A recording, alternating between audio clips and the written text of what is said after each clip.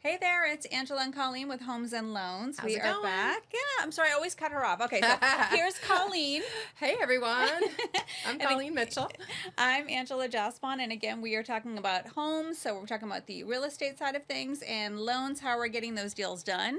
Yeah. And today we are talking about, let's hear it, Colleen. We're just going to talk about listings and how long, what's the average Okay. it's taking right now for homes to be sold, and what are you doing specifically to market your listings to What's try and happening? attract buyers, because I think that's what I'm hearing from a lot of agents is I got all these listings, but they're sitting there. I'm right there with you. So, and I will tell you, you know me as an agent. I have several listings right now. They're priced correctly. They're move-in ready. We are doing, advertising, postcards, social media, Zillow showcase, open houses, ad spend online, doing all of these things. And it's just a combination, I think, currently, where right now, on average, homes are sitting 45 to 60 days in general. And then it can be longer depending on the location or the neighborhood, things like that.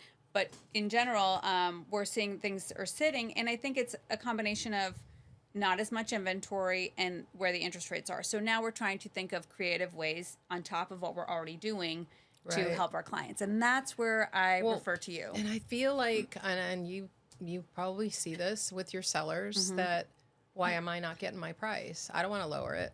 So if you don't want to do a price reduction, we got to think of some out of the box strategies to try and attract more buyers. So one thing is what we call a temporary buy down. So let's say today the rate is 6.25. Rates are definitely on the trending down. So if the rate is 6.25 and you do a 2-year buy down, that means for the first 2 years you will pay a lower interest rate. So the first year it would be 4.25, then the second year 5.25, and then it would go to 6.25. So that difference, first year, your payment is going to be based on an interest rate of 4.25. So your payment will be a lot less for that entire year. Right. So your note rate would actually be the 6.25. So where does that difference come from, right? So there is a fee, and we basically take the difference of the interest rate between 4.25 and 6.25, and then 5.25 and 6.25, and whatever that difference is, that's the cost. So whether the seller wants to pay it, which would be a great marketing tool to try and move your listing, or the buyer could pay it. Which is just so people understand what we generally see in the situation that she's talking about is exactly that. The seller agrees to pay it, or the builder agrees to pay it if we're working with a builder. Or the buyer. I mean, the buyer can, but I very rarely see that the buyer do that. Generally, the buyer is asking the seller for credit to do that so that they can buy their home and get it in a price that is reasonable for them right now, knowing that down the line it is going to lock in at the higher rate. But for now, that's what they need, right? Because they're hoping maybe interest rates go down and maybe they refinance, or all different things. Well, the great thing about the temporary buy down is, well, first we have to qualify you on the note rate. So you're being qualified at 6.25, but that money that you're paying for the temporary buy down goes into your escrow account. So every month we're pulling from that. Let's say next year rates really drop and the client wants to refinance, and they're like, well, what about all that money in there? So whatever's left over from your buy down is then credited to your payoff. So you never lose that money, and you still have the option to refinance. And I think those that are taking the temporary buy down are taking it hoping that by the time it increases, rates will come down, and then you can refinance. That's what I'm thinking. So it's a great option to ease yourself into that higher payment, because, obviously with rates going up, I mean, they are trending down, but when we were in the rates of 3%, 4% for the longest time, it makes it a little more difficult when you've got rates, 7%. We even got high sevens for a bit. Explain to people how the difference in, say, a rate from 5 to 6 or 6 to 7, how much does that change their buying power? So depending on the loan amount, like I've seen my clients save $400 or $500 a month. I mean, you're talking 2%. So that first year, you can save quite a bit on your monthly payment. And here's the reason why I'm trying to get to why that's important, because you think about if 5 years ago when interest rates were at 3%, you may have qualified for a home at $500,000, right? And now if they're at 6%, you're qualifying at how much? 350, 400. Like, how much is it changing your buying power? Oh, I see what you're saying. Okay, yeah. So anybody that like years ago when rates were so low, I mean, you could probably qualify for a home for 450, and Yeah. now it's probably more about, you know, high twos, 300,000, Yeah. because that, when you're talking about doubling interest rate, Exactly. that doubles your interest payment. Yeah, exactly. So it makes a huge difference. I mean, I feel That's why like it's so important for people to know about the buy down, because you think about that gives you your buying power back. Right. Right. Because, and you don't have to do just a 2-1 buy down. You can buy can down do the it interest rate for the whole term of the loan, correct? So it's well, more expensive. well, you're talking about a permanent buy down. Yes. So a permanent buy down, yeah, is way more expensive. I think I ran one the other day. Somebody said, tell me what the interest rate would be, or what the points would be on a 5% rate. And When it it's was like at 6.25, right? So you're yeah, buying it down so 1.25%. it was like 5 points. So that's 5%, Yes. you know, of a purchase price, or well, it's based on the loan amount. So 5% of your loan amount you'd be using to buy down your rate to 5%. So for people, for example's sake, if you're saying 500,000 times 5%, that you're looking at, you know, $25,000 to buy down that Yeah. rate from 6.25 to 5%. Just so people understand it. Correct. And then, but on the other side of that, say the seller does agree to pay that $25,000 instead of doing a price reduction. They could right? do a permanent buy down. They could do a permanent buy down. And then I believe, now check with your accountant, but I believe when you pay the points to buy something down, isn't that a tax write-off?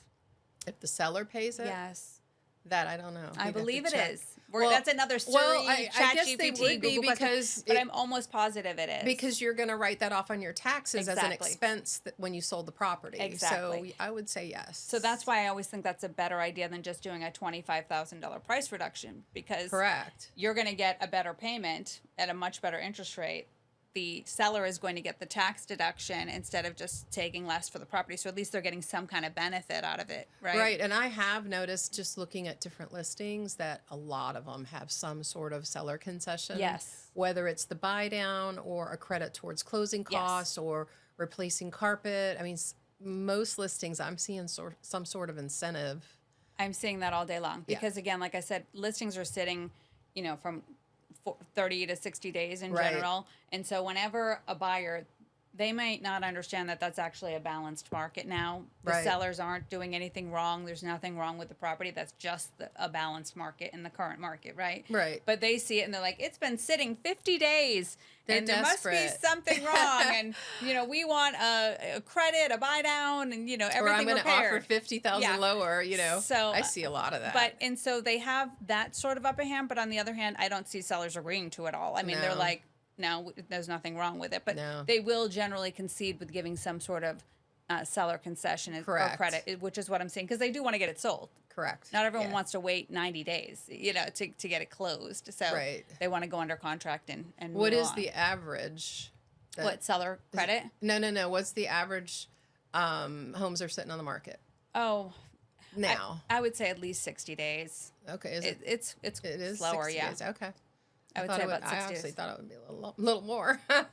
Yeah, well, you know what the thing is? Sadly, what I've been seeing lately is a couple different things. One is we are seeing a lot of first-time home buyers in the market, which is great, but then it's not great because they go under contract and then they do the inspection and then they're a nervous Nelly and then they back out. And so now the seller has taken the property off the market. Everyone thinks something's wrong with it. We got to put it back on the market. So that's a really tough one that I've seen happen several times. So do you personally, when you have a buyer, try to get that home inspection done quickly then? Oh, I always do. Yeah. But I know my buyers. Like, I don't, generally my clients are from referrals. So I have like a relationship, or we've like built a relationship, and I ask a lot of in-depth questions to make sure they're ready. And, you know, dealing with so many buyers, and you're great with first-time buyer programs, and I explain that to them. But I want them to understand everything that goes into owning a home. Right. Because it's great. You want everyone to have their own home. Everyone should. I But it's wholeheartedly believe that. overwhelming. It's very overwhelming for a first-time home buyer. But when you go from, say, renting a property where you don't have any real responsibility outside of paying your payment, right, to being responsible for everything, whether that be the landscaping, the HOA, if something breaks down, your insurance, making sure your taxes are paid, understanding escrow, all of it, understanding closing costs, it's a lot for someone new to this to grasp sometimes. Right. And so it can become overwhelming, which I totally understand. But that's why it's for us to, explain them. everything Yep. and educate to you and just make sure you're 100% comfortable. Because the last thing I want is anyone to be, house poor. Right, Where, right. where you're living paycheck to paycheck just to own something. No, I'd rather you take your time, save your money, be ready. Exactly. Exactly. You know? I'm actually doing a loan right now for a client who's rented the home for 5 years, and the owner wants to sell it. And so he's like, I want to buy it. Oh, that's great. And so I run all the numbers, first time home buyer, and he sees the payment and he's like, wow, that's so much more than my rent. Yeah. And he's like, how do I get that lower? Mm-hmm. It's just where we are right now. Yeah. However, when you start adding in, you'll be able to write the interest off on your taxes and You're going to your build property equity. taxes. So yeah, it's going to be more monthly, but it's yours, and they've been there 5 years. So, but definitely when you're a first time home buyer and you're renting and then you see what all goes into your loan and the monthly cost. What that payment So includes. it's really important that when you get pre-approved, make sure your lender is giving you those numbers, because I get really surprised when I speak to a client and they said, well, I've already been pre-approved. Well, what loan program? Mm-hmm. Oh, I don't know. Did you get an estimate? No, all I got was the letter. Yeah. We have to make sure. Which doesn't break down anything. Yeah, it doesn't. Do you know what your payment is? No. Do you know how much you're going to have to bring in? Exactly. And this was just last month with a client.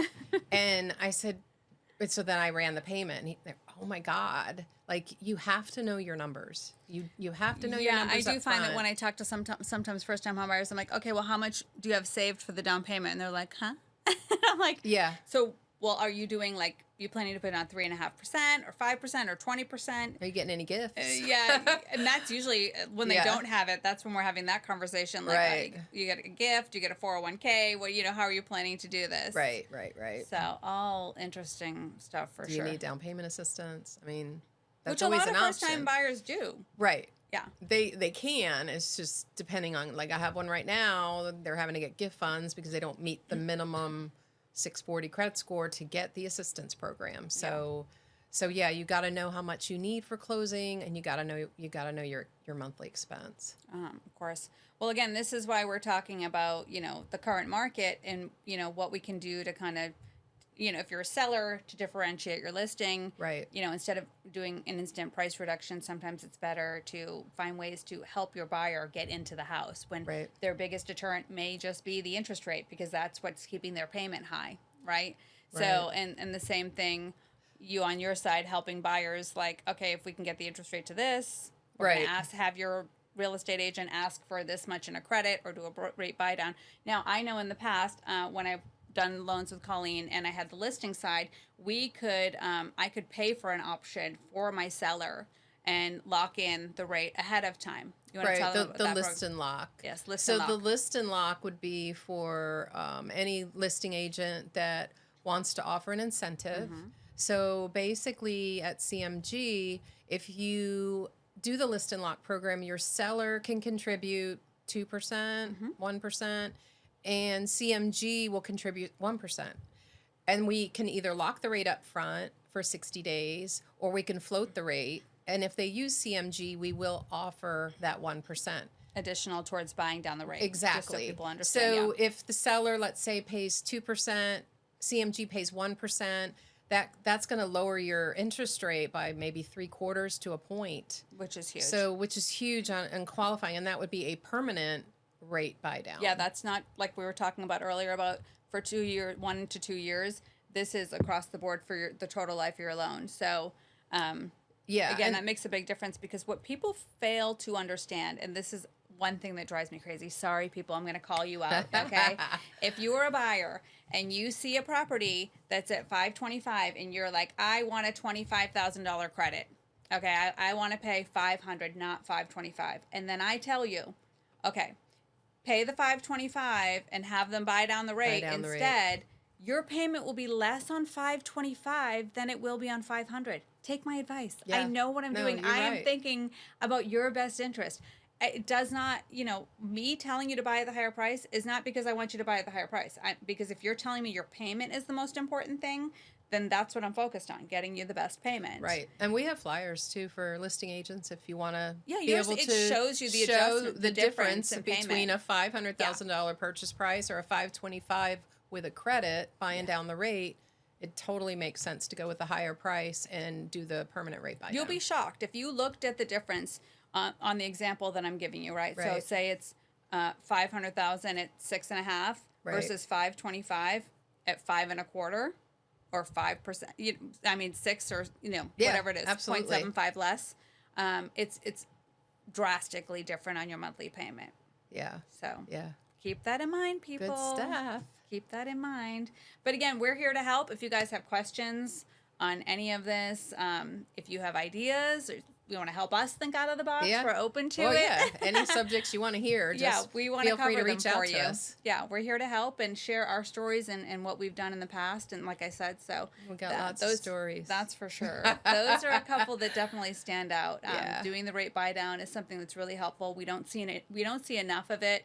And I think that's because people are just caught in that whole mindset of I want to get the best price. Well, I think that when it's rates costing them more. first started jumping up like 7%, over 7, we were seeing a lot of temporary buy downs. Yeah. But now that rates are starting to come down, we're not seeing as much. But I am seeing the last 3 contracts that I've received have all had seller credits Yes. for buyers' closing costs. So it's out there. So if you need that And assistance, just so you know, now's the I'm time. seeing seller credits, and it's not necessarily for closing costs or to buy down the interest rate.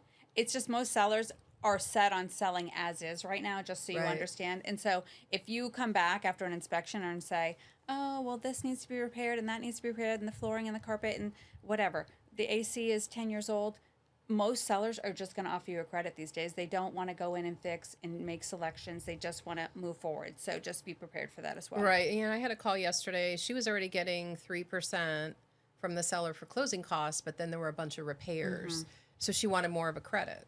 And I said, no, just have them fix it. They Yeah. pay for it at closing. You still get that thing fixed and you still get your 3%. So there's other ways to work around scenarios like that. Just And again, you have to consult be with aware. your lender. Yeah, you first. also have to be aware different loan programs have different caps on how much you can receive. Right, Yeah. right. But that's why you have us, so we can Yeah. tell you these things. So anyway, guys, I hope you enjoyed listening. As always, please like, share, subscribe. We want to, have you continue to follow us, give us topics that interest you, and we'll be back next time.